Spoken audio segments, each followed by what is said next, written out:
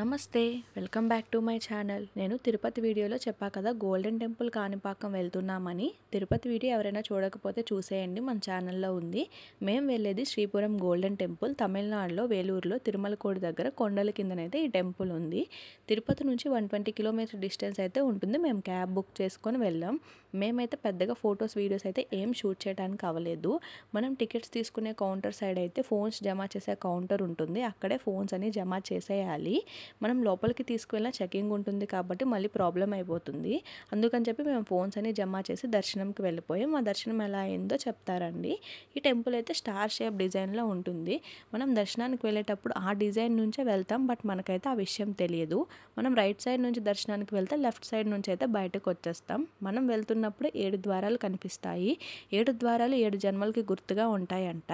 Handicapped old age peoples అయితే డైరెక్ట్గానే దర్శనంకి వెళ్ళిపోవచ్చు. మనలాంటి వాళ్ళు అయితే నార్మల్గా లైన్లోనే వెళ్ళాలి. కానీ లైన్లో వెళ్ళే ఫీలింగ్ అయితే అస్సలు ఉండదు, రిలాక్స్డ్గా ఉంటుంది. కొంచెం కొంచెం డిస్టెన్స్లోనే మనకి స్నాక్స్, వాష్రూమ్స్ అన్నీ అవైలబుల్గానే ఉంటాయి. మనం కూర్చుంటూ స్లోగానే వెళ్ళొచ్చు. లైన్ అయితే స్ట్రైట్గానే ఉంటుంది, చాలా కూల్గా ఉంటుంది. రద్దీ కూడా చాలా తక్కువగానే ఉంటుంది, హ్యాపీగా వెళ్ళొచ్చు. లోపలైతే అమ్మవారు అయితే ఎంత అందంగా ఉంటారో. లోపల లక్ష్మీనారాయణ అమ్మవారి విగ్రహం అయితే ఉంటుంది. అది కూడా గ్రానైట్తో చేసి బంగారు తొడుగులు వేసి ఉంచుతారు ఆ అమ్మవారిని. లోపలికి వెళ్ళాక చాలా ప్రశాంతంగా ఉంటుంది. మనం అభిషేకం చేయటానికైతే లక్ష్మీనారాయణ అమ్మవారి విగ్రహం అయితే ప్యూర్ గోల్డ్తో 70 kgs గోల్డ్ విగ్రహం అయితే ఉంటుంది. అక్కడ అభిషేకం చేయాలి అంటే అబ్బాయిలు టీషర్ట్స్, బనియన్స్ అన్నీ విప్పేసి లోపలికి వెళ్ళాలి. అందరికీ అదే రూల్ ఉంటుంది. అమ్మాయిలు అయితే నార్మల్గా వెళ్ళొచ్చు. అభిషేకం కంప్లీట్ అయ్యాక టికెట్స్ చూపిస్తే ఒక బ్యాగ్ ఇస్తారు. అందులో అమ్మవారికి అయితే అభిషేకం చేసే వాటరు, కుంకుమ, ఫోటో, ఒక తాడు అయితే ఉంటాయి. అదైతే షార్ట్ వీడియోలో అప్లోడ్ చేస్తే ఒకసారి చూసేయండి. మా దర్శనం అయితే హ్యాపీగా కంప్లీట్ అయిపోయింది. టైమింగ్స్ అయితే మార్నింగ్ 5 నుంచి ఈవినింగ్ 8 వరకు ఉంటుంది టెంపుల్ ఓపెన్లోనే. నిజంగా అందరూ వెళ్ళాల్సిన, విజిట్ చేయాల్సిన టెంపుల్. నాకైతే చాలా బాగా నచ్చింది. ఇప్పుడైతే మా దర్శనం అయిపోయాక మేము రిటర్న్ అయిపోయాం. మాకు బాగా ఆకలేసిందని చెప్పి మధ్యలో ఒక దారిలో ఆగేసి అయితే అందరము ఫుడ్ అయితే తిన్నాము. అక్కడ మీల్ ఆర్డర్ చేసాము, కానీ అప్పటికే బాగా 4:35 అయిపోయింది. మీల్స్ అయితే ఏం లేదు. అందుకని చెప్పి ఇంకా అందరికీ ఫ్రైడ్ రైసే ఉంది అంటే అదే తీసుకొని తినేసి అయితే కాణిపాకం అయితే మేము రిటర్న్ అయిపోయాము. ఇప్పుడు కాణిపాకం స్వయంభూ వినాయకుడిని అయితే చూసేద్దాం రండి. మేమైతే వెళ్ళేసరికి టెంపుల్ క్లోజ్లోనే ఉంది. 7 కల్లా ఓపెన్ చేస్తామని చెప్పారనమాట. అక్కడ వెళ్ళాక సేమ్ వాళ్ళు చెప్పిన టైంకి అయితే ఓపెన్ చేశారు. నిజంగా చాలా అంటే చాలా బాగుంది. వ్యూ అంతా సూపర్గా ఉంది. మేము వెళ్ళేసరికి అయితే నైట్ అవడానికి ఇంకొక 10-15 మినిట్స్ అయితే ఉంది. నిజంగా చూస్తున్నారు కదా ఎంత బాగుందో. ఎక్కడికి వెళ్ళినా ఫొటోస్ తీసుకోకూడదు అని చెప్పన్నారు. ఇక్కడ మాత్రం ఫొటోస్ తీసుకోమని బోర్డు పెట్టారు. నాకైతే చాలా బాగా నచ్చింది. కానీ టెంపుల్ లోపలికి అయితే మొబైల్స్ ఏం అలో చేయట్లేదు. ఇక్కడ 150 రూపీస్ దర్శనం, 100 రూపీస్ ఉచిత దర్శనం అయితే ఉన్నాయి. మేమైతే ఫస్ట్ 150కి వెళ్ళాలి అనుకున్నాం, కాకపోతే అసలు ఏమీ ఓపెన్లో లేదు. ఇంకా 100 రూపీస్ దర్శనంకి అయితే వెళ్ళాము. కానీ అక్కడికి లోపలికి వెళ్ళాక చూసింది ఏంటి అంటే మొత్తం అంతా ఖాళీగానే ఉంది.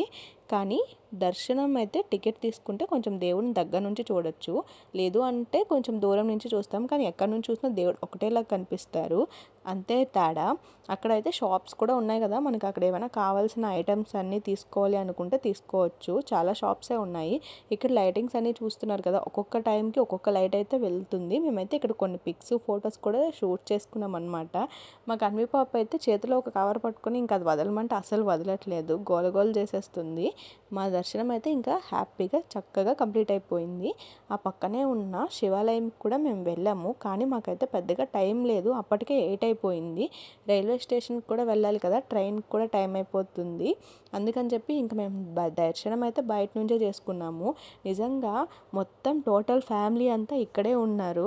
అదేనండి శివుడు, పార్వతి, వినాయకుడు, సుబ్రహ్మణ్య స్వామి వీళ్ళందరూ ఇక్కడే ఉన్నారు. వీళ్ళకి తోడుగా నంది, పులి, వాళ్ళ వాహనాలన్నీ వచ్చేసాయి. చూస్తున్నారు కదా ఫ్యామిలీ పిక్ ఎంత బాగుందో అసలు. మేము కూడా అలాగే ఒక ఫ్యామిలీ పిక్ అయితే తీసుకున్నాము. టెంపుల్ లోపలికి వెళ్ళేసరికి అయితే పూజలు అయితే జరుగుతున్నాయి, కానీ మాకు లోపలికి వెళ్ళడానికి అయితే టైం లేదు. అప్పటికే కొంచెం ఫుల్గానే ఉన్నారు అందరు జనాలు. ఇక్కడైతే కుక్క పిల్లలు చూడండి ఎంత మంచిగా బొజ్జున్నాయో. నిజంగా చాలా క్యూట్గా ఉన్నాయి కుక్క పిల్లలు అయితే. ఇంకా మేమైతే రిటర్న్ అయిపోయామన్నమాట. అక్కడ టెంపుల్ నుంచి మేము రిటర్న్ అయ్యేసరికి ఇంకా ఫుల్గా వర్షం పడుతుంది. మళ్ళీ మేము రైల్వే స్టేషన్కి వచ్చేసరికి వర్షం అంతా ఆగిపోయి కంప్లీట్ అయిపోయింది. ఇక్కడ మాత్రం మేము రైల్వే రైల్వే స్టేషన్కి అయితే మాకు ట్రైన్ ఉంది, అందుకని చెప్పి ఇంకా మేము మార్నింగ్ అయితే క్యాబ్ బుక్ చేసుకున్నాము. ఆ క్యాబ్నే నైట్ 10 వరకు యూస్ చేసుకున్నాము. ఇంకా అది కంప్లీట్ అయిపోయాక రైల్వే స్టేషన్కి వచ్చేసామన్నమాట. మాకైతే రైల్వే స్టేషన్ నుంచి విజయవాడకి ట్రైన్ ఉంది. విజయవాడ మేము ఆ ఇంద్రకీలాద్రి అమ్మవారిని చూడడానికి అయితే వెళ్తున్నాము. అక్కడ మా అక్క వాళ్ళు కూడా ఉన్నారు. మీకైతే నెక్స్ట్ ఆ అమ్మవారి వీడియోస్ కూడా వచ్చేస్తున్నాయి.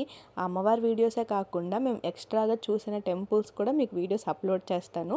నా ఛానల్ అయితే సబ్స్క్రైబ్ చేసుకోండి. మీకు సబ్స్క్రైబ్ చేసుకుంటే నోటిఫికేషన్స్ వస్తాయి కదా, ఇంకా మంచి మంచి వీడియోస్ కూడా మీరు చూడొచ్చు. మార్నింగే ఇంకా సన్ రైజ్ అవుతుంటే ఆ కృష్ణమ్మని చూడండి ఎంత అందంగా ఉందో. నిజంగా భలే ఉంది అసలు. నాకైతే చాలా బాగా నచ్చింది. మీకు ఇంకా ఇలాంటి మంచి వీడియోసే చాలా వచ్చేస్తాయి. మీరందరూ చూసేసి మరి నా ఛానల్ సబ్స్క్రైబ్ చేసుకోండి. ఓకేనా? బాయ్.